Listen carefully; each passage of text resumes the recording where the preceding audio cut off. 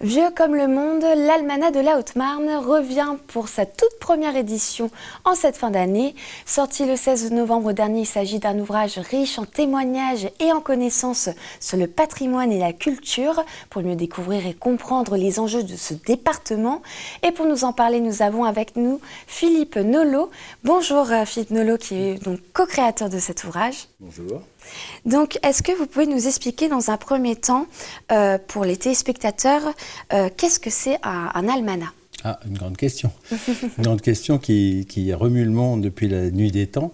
En fait, l'almanach, on ne sait pas exactement comment ça existait, mais enfin, c'était il y a très très longtemps.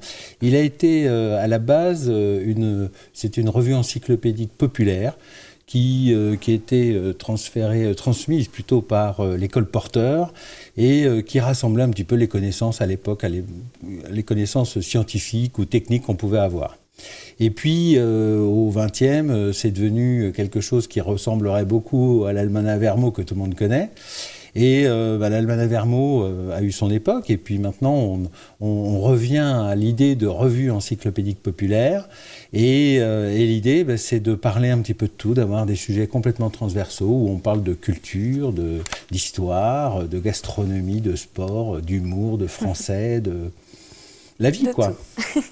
Et donc là, on a avec nous donc la toute première édition de l'Almanach. Donc on peut le voir sur la couverture, un facteur portant plusieurs choses sur son vélo. Qu'est-ce que représente ce dessin qui a été réalisé donc par Boris Boluch?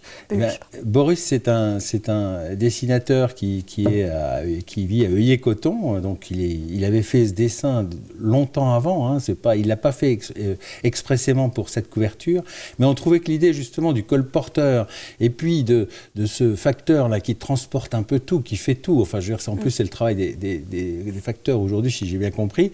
Donc on a trouvé que c'était une idée intéressante pour montrer qu'il y avait une diversité, qu'il y avait plein de choses dans l'almanach, quoi. Voilà.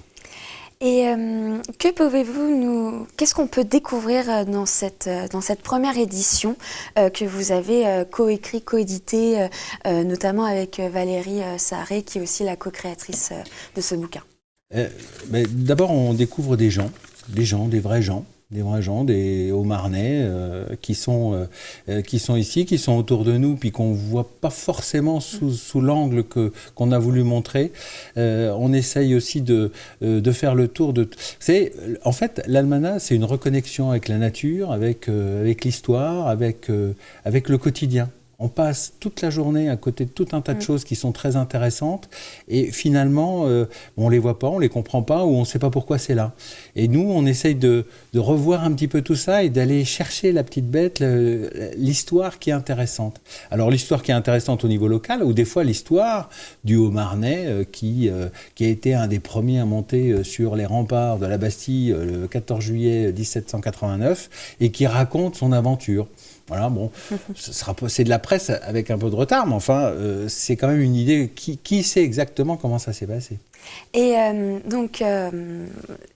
pour l'année prochaine, il faudra donc faire peut-être preuve d'imagination ou de créativité pour proposer de nouvelles choses à savoir ou à voir dans le département.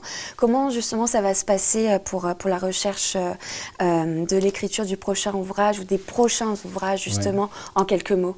Le numéro 2 pour nous, c'est plutôt vite, qu'est-ce qu'on fait, qu'est-ce qu'on ne va pas faire, parce qu'il y a une telle richesse d'informations et de choses à dire sur ce département, sûrement sur d'autres aussi, mais nous on est très intéressés par la Haute-Marne. Il y a tellement de choses à dire que le problème c'est plutôt qu'est-ce qu'on va supprimer. C'est plutôt ça. Donc je me fais absolument pas de soucis pour ça. Eh bien, donc l'Almanach de la Haute-Marne, édité par La Vache Pourpre, est actuellement en vente dans 70 points dans la Haute-Marne. Merci beaucoup en tout cas Philippe Nolot d'avoir été notre invité et puis nous avoir fait découvrir cet ouvrage idéal comme cadeau de Noël peut-être pour les passionnés et les amoureux du département. Excellente idée, oui. Merci.